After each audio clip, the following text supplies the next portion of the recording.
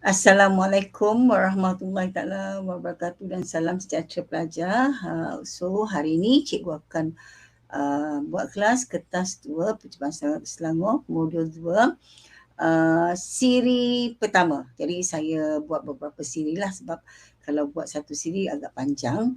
Jadi topik ni saya pecahkan, nanti saya akan cuba buat sampai soalan struktur soalan 4 lah. Soalan ni yang SMK Bukit Gading dapat semasa percubaan baru-baru ini. Okey, dan sebelum saya mulakan kelas, saya harap pelajar boleh cuba subscribe saya punya YouTube. Okey, sebagai ini saya bagi iklan sekejap lah ya.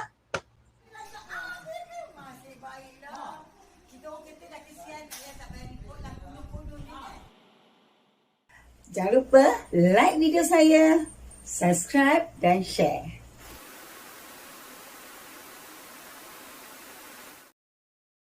Okey, berjumpa lagi.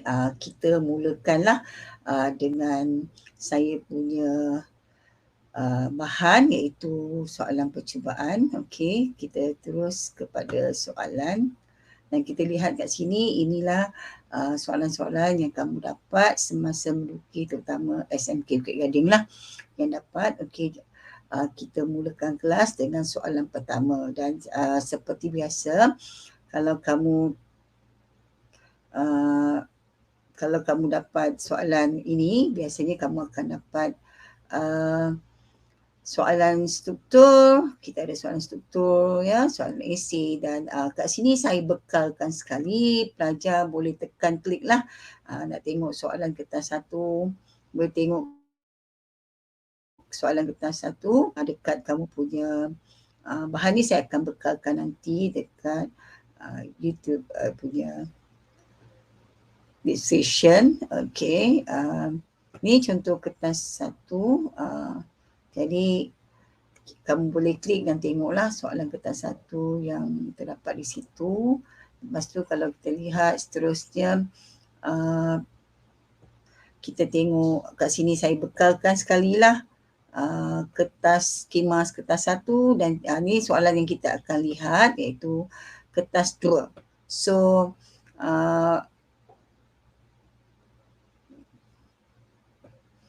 benda ni kertas 2 ni lah yang kita akan bincang pada hari ini. Kalau kita lihat kat sini,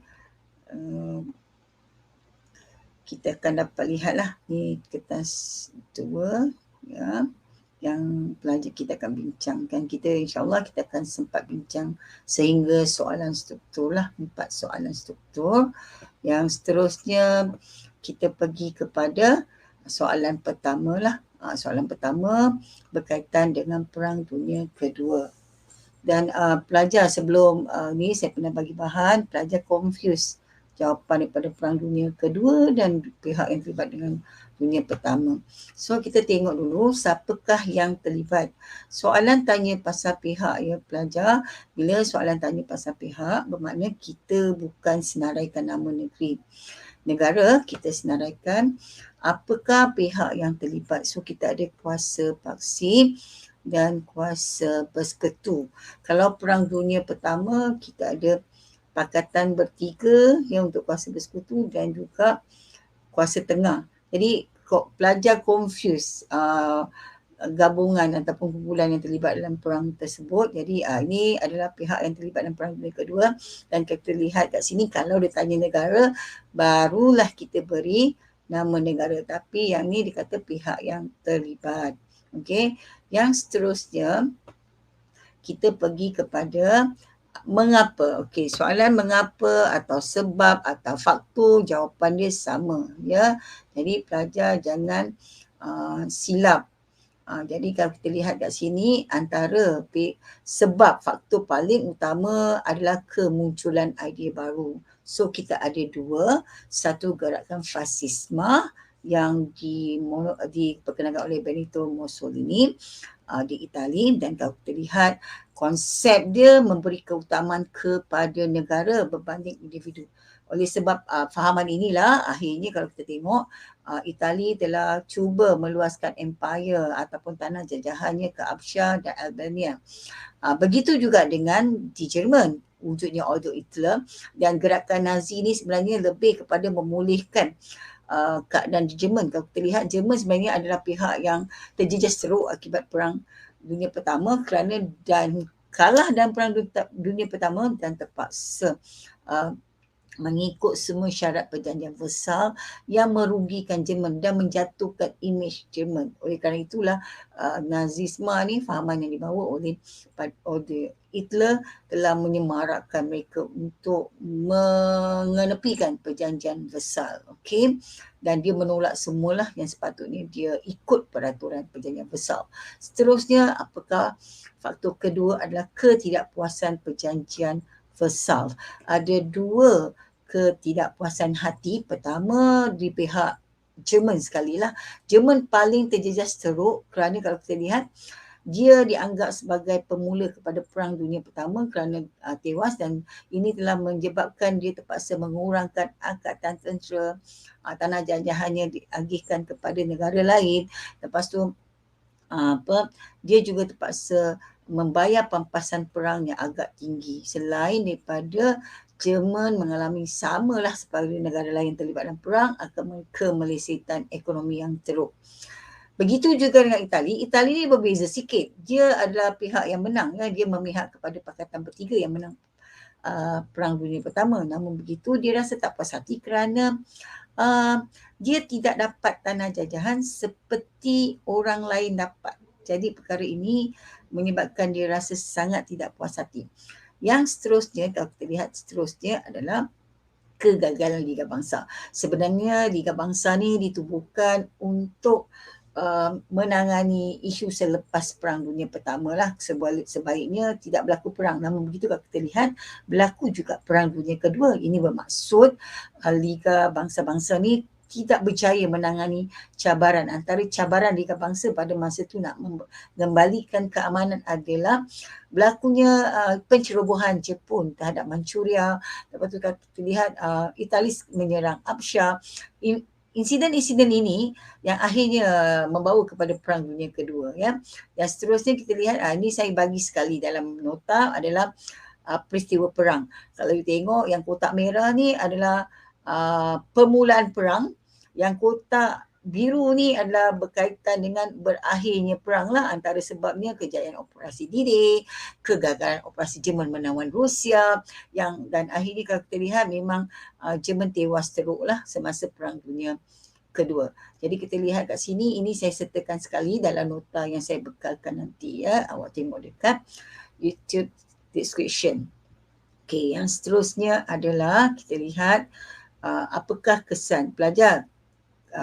Soalan kebat ni adalah kebat terbuka. Kebat terbuka bermaksud jika awak beri apa-apa jawapan, jawapan anda masih boleh diterima. Kalau kita lihat kat sini, jika berlaku perang berlarutan, maka kita lihat kat sini kita akan menyebabkan lebih banyak negara akan terlibat. Kalau kita lihat kat sini, negara China, Korea Utara, kalau you pernah dengar, Pakistan pun turut macam berlumba-lumba membuat senjata nuklear. So kalau terlibat lagi perang akan datang, maksudnya akan melibatkan lebih banyak negara akan terlibat dalam perang dunia ya. Dan kalau kita lihat, mereka juga menggunakan senjata yang canggih akan menyebabkan kemusnahan yang lebih besar dan boleh melibatkan perang jarak jauh sebab senjata yang boleh disasarkan atau boleh ditujukan daripada jarak yang jauh, termasuk kalau kita tengok kapal terbang ataupun kapal serangan, kapal perang ini, kapal terbang pesawat untuk serangan ni dia lebih boleh jarak jauh, dan ya ini menyebabkan kalau berlaku peperangan dia akan melibatkan jarak yang jauh dengan lebih pantas. Ya, penggunaan senjata kimia, biologi akan menyebabkan keadaan negara akan lebih teruk, ramai kematian, akan memusnahkan lebih banyak lagi. Kalau Perang Dunia Kedua banyak musnah, perang yang akan datang jika berlaku maka akan banyak lagi berlaku kemusnahan. Jadi kita haraplah tidak berlaku ya, kita tak nak sangat berlaku kemusnahan. Yang seterusnya kita lihat soalan. Ini kebat ni lebih kepada kebat terbuka. Okey. Seterusnya kita pergi soalan nombor 2, iaitu berkaitan dengan Suruhanjaya Perlembagaan ataupun dulu dikenali sebagai Suruhanjaya RAID. Okey, tapi kenapa kita panggil Suruhanjaya Perlembagaan? Sebab kita rasa bahawa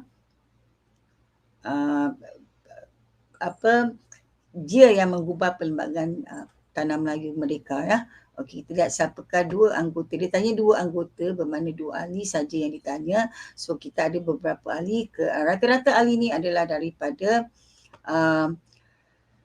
negara Commonwealth yang lain yang merdeka, iaitu India, Pakistan, dan dia nak dua nama. So kita lihat kat sini, kita boleh bagi Hakim bin Malik, Lord Reid, Hakim Abdul Rahman, Sir William McKeel dan Sir William Ivor Jennings. Jadi ini adalah nama-nama yang kita boleh beri. So dia nak dua je, so awak boleh pilihlah nama yang senang untuk awak ingat, ya. Yang seterusnya adalah kita lihat soalan dia tanya pasal jelaskan peranan. Okey, pelajar. Saya kesian ramai pelajar tak dapat markah yang baik untuk soalan ini kerana dia bayangkan peranannya hanyalah mengubah Perlembagaan Persekutuan Tanah Melayu 1957 yang merdeka. Tapi dia terlupa bahawa terdapat beberapa unsur dalam perlembagaan itu adalah merupakan sebahagian jawapan. Jadi apa yang dibincang, apa yang dimasukkan dalam perlembagaan itu merupakan jawapan kepada soalan ini. Jadi pelajar ramai tak faham dan akhirnya dia hilang markah kat soalan ni lah. Dan kita lihat antara jawapan yang perlu dimasukkan adalah terdapatnya bila kita merdeka baru kita ada jawatan yang di-Tuan Agong. Lepas tu kita ada satu bentuk warga negara dan kita ada 3 jenis kewarganegaraan selepas kita merdeka, ya. Lepas tu kita ada kedudukan istimewa orang Melayu dan sehingga hari ini kekal, tinggal ditambahlah dengan Bumi Putra itu Sabah Sarawak bila Sabah Sarawak sertai Malaysia. Dan kita lihat kat sini kepentingan kaum yang lain juga diberi penitik berat.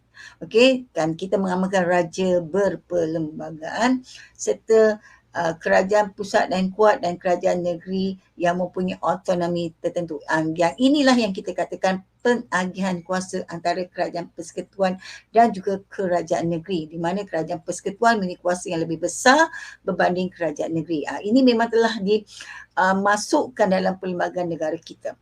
Dan kita mengekalkan demokrasi berparlimen di mana kita ada 2 Dewan Perundangan, iaitu Dewan Rakyat dan Dewan Negara. So inilah jawapan yang anda pelajar perlu masukkan selain daripada Suruhanjaya ini berperanan memastikan perlembagaan digubal dengan adil lah, ya.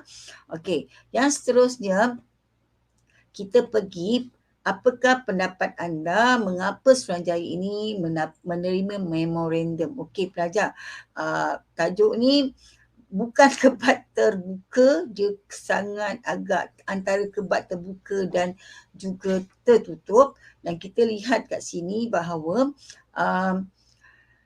antara sebab mereka menerima memorandum ada kaitan sebab kita nak membina negara, ya, yang merdeka. So kita mengambil kira semua pandangan, ya, dan kita memahami bahawa kita tak nak bila perlembagaan itu digubal dia akan menjejaskan orang lain atau pihak yang lain. Itu sebab mengapa dia mengambil kira terutamanya pandangan raja-raja dan juga kebetulan kita telah mengadakan pilihan raya, ya, umum pada 1955. Jadi pandangan daripada parti perikatan yang menang pilihan raya pada masa diberi keutamaan juga selain daripada individu dan parti-parti yang terdapat di Tanah Melayu pada masa itu. Untuk ini menunjukkan sikap toleransi Suruhanjaya ini sedia menerima pandangan pelbagai pihak, menghargai pendapat pelbagai kaum, ya. Semua pihak menyuarakan hasrat, semua pihak mahu kedudukan mereka terjamin. Jadi itu sebab mengapa kita mengambil kira. Kita tidak, kenapa Suruhanjaya ni tidak perlu okey saya tak nak terima pandangan lain-lain, kita terus buat, tak, ya. Dia mengambil kira semua pandangan lain dan dia berbincang, ya, pandangan-pandangan tersebut. Okey. Okey, yang seterusnya kalau kita lihat, ya, soalan tadi kebat itu bukanlah kebat terbuka sangat. Ya. Seterusnya kita pergi kepada soalan nombor 3. Soalan nombor 3 ni ada kaitan dengan ciri demokrasi berperlembagaan. Dan kalau kita lihat ciri demokrasi berperlembagaan ni, okey, sebelum kita pergi ke tajuk tersebut, cikgu nak mainkan video. Hai, Malaysia adalah sebuah negara demokrasi. Antara 3 ciri utama negara demokrasi adalah pilihan raya, pengasingan kuasa dan hak kebebasan asasi. Jadi kita ada 3 ciri demokrasi berparlimen dan sayang ya pelajar ramai hilang markah kat sini. So bila kalau kenapa hilang? Sebab soalan B dia tanya pasal huraian kepada ciri tersebut. Jadi bila kamu salah menyatakan ciri tersebut, jadi kamu automatik salah di bahagian huraian. Jadi inilah yang menyebabkan saya rasa sayanglah ini 3 ciri, iaitu amalan pilihan raya, kebebasan asasi dan pengasingan kuasa. Yang diberi pengasingan kuasa, yang 2 ni dikosongkan. Jadi bila dia suruh kita urai, kita kena uraikanlah apa itu amalan pilihan raya, apa itu amalan kebebasan asasi. Okey. Kita tengok seterusnya adalah apa itu amalan pilihan raya. Okey. So apakah itu amalan pilihan raya? Kalau kita tengok kat sini, antara amalan pilihan raya ini masuk pilihan raya lah. Pilihan raya ini merupakan elemen penting dalam sebuah negara demokrasi dan kita lihat proses dia melalui proses pemilihan Dewan Rakyat iaitu Persekutuan di peringkat Persekutuan dan Dewan Undangan Negeri di peringkat negeri. Baru-baru ni kebanyakan seluruh negara melaksanakan pemilihan Dewan Rakyat. Namun ada beberapa negeri yang dibubarkan bersama dan membuat pilihan raya negeri. Jadi masih terdapat negeri yang tidak membuat pilihan raya lah pada masa baru-baru ni. Ya, PRU yang 15. Okey, yang seterusnya kalau kita lihat calon terbanyak, ini ciri-ciri pilihan raya lah. Untuk menang pilihan raya dia perlu mendapat undian terbanyak. Okey, diadakan dalam tempoh 5 tahun atau berlaku pembubaran. Ada kalanya tidak berlaku sampai 5 tahun, tak cukup 5 tahun jika berlaku pembubaran parlimen. Ini yang berlaku masa PRU 15 lah. Tak cukup tempoh lagi telah berlaku pembubaran, maka berlakulah pilihan raya. Dan biasanya pilihan raya ni bila kita habis pilihan raya, dia akan mengadakan pengundian secara terbuka. Maksudnya semua orang boleh lihat dan akhirnya keputusannya akan diumumkan. Okey, kita pergi seterusnya adalah apa itu asas kebebasan asasi. Okey, dan kalau kita lihat untuk kebebasan asasi ni, kita melihat ada apakah perkara-perkara yang termasuk dalam kita punya kebebasan. Kita ada kebebasan asasi dari segi kebebasan diri, ya, kebebasan beragama, hak mendapat pendidikan, kebebasan bersuara. Apa itu kebebasan diri? So sebenarnya kita ni tidak boleh dipenjara atau ditangkap sesuka hati.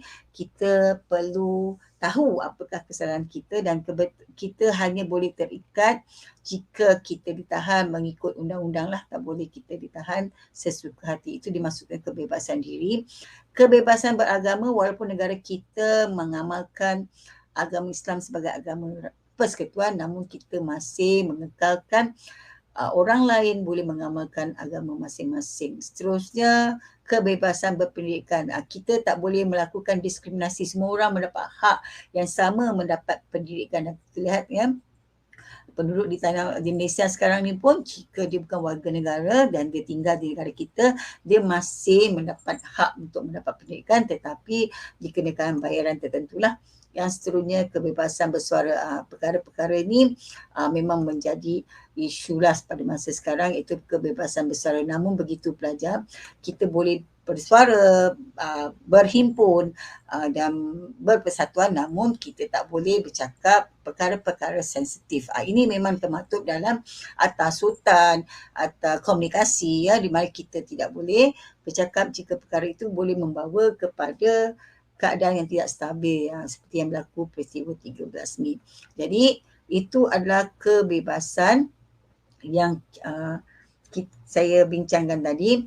Yang seterusnya kita lihat apakah konsep pengasihan kuasa, kepentingan dia lah mampu mewujudkan keadilan. Okey pelajar, kalau kita tengok kat sini, negara kita mengamalkan pengasingan kuasa sebab kita percaya bahawa konsep ini sangat baik. Kita ada beberapa konsep pelajar. Nak faham benda ni, you kena faham macam ni.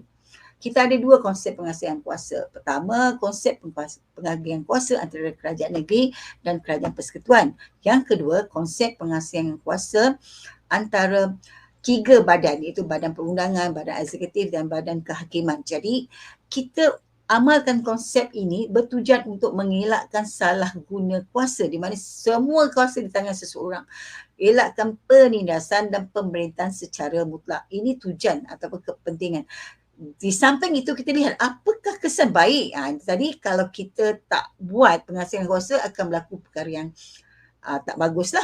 Untuk yang baik kita mewujudkan keadilan, ya, kestabilan politik, sistematik dan kecekapan dalam pentadbiran. Okey. Seterusnya kalau kita lihat, ya, kita tengok yang kita tengok seterusnya. Jadi kebat itu agak kebat bukan terbuka lah, ya. Kebat agak kita kena faham apa maksud kebebasan itu, ya. Kita pergi ke soalan terakhir untuk hari ini, iaitu soalan keempat, dasar kebudayaan kebangsaan. Okey, dan kalau kita lihat dasar kebudayaan kebangsaan ni, ramai pelajar hilang markah lah dekat untuk tajuk ni. Dan kalau kita lihat kat sini, dia tanya pasal sejarah. So sejarah kita kena jawab benda-benda yang macam ni lah. Dia bermula dengan Kongres Rakyat, iaitu Kongres Budaya Melayu, ya, yang diketuai oleh Tun Abdul Razak Husin, kemudian dianjurkan oleh Kementerian Budaya, Belia dan Sukan.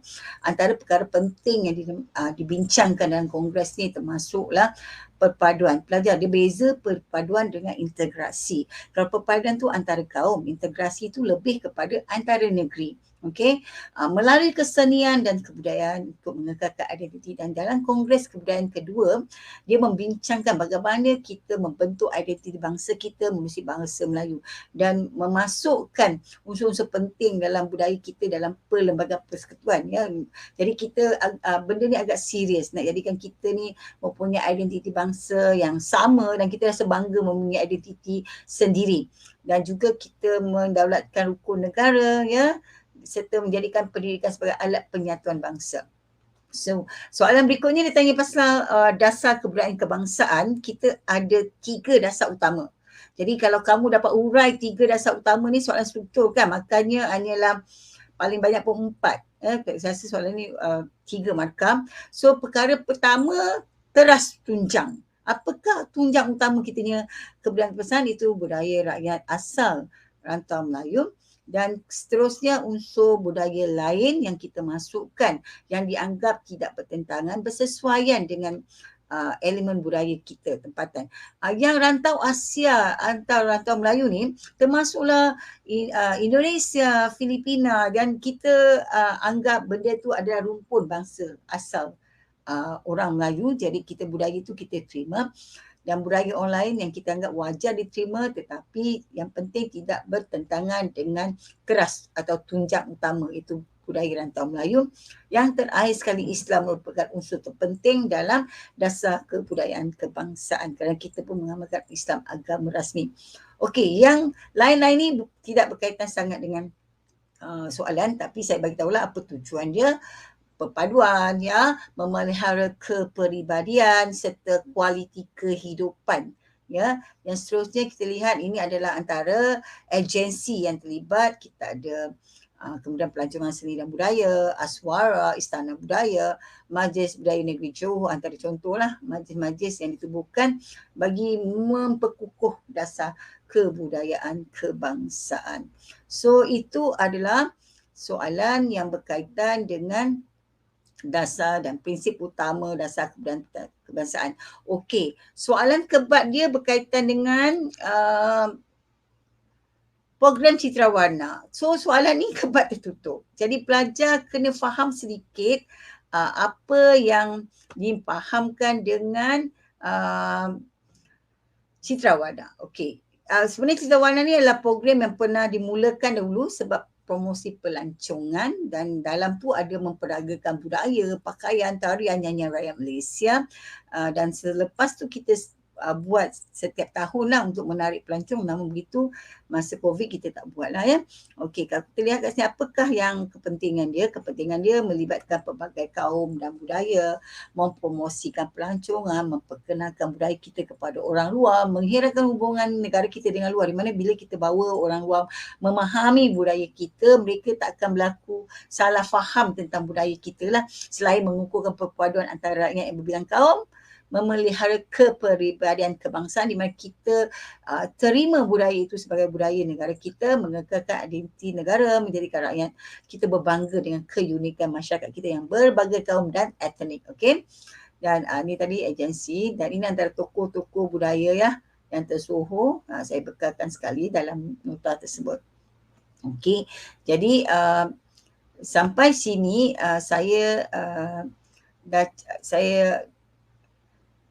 saya hanya bincanglah 4 soalan tu saja tadi ya. Saya harap pelajar boleh ikut sebelum saya tamatkan kelas. Nanti kita buat siri yang kedua. Nanti kita jumpa lagi dalam siri berikutnya. Terima kasih semua. Assalamualaikum.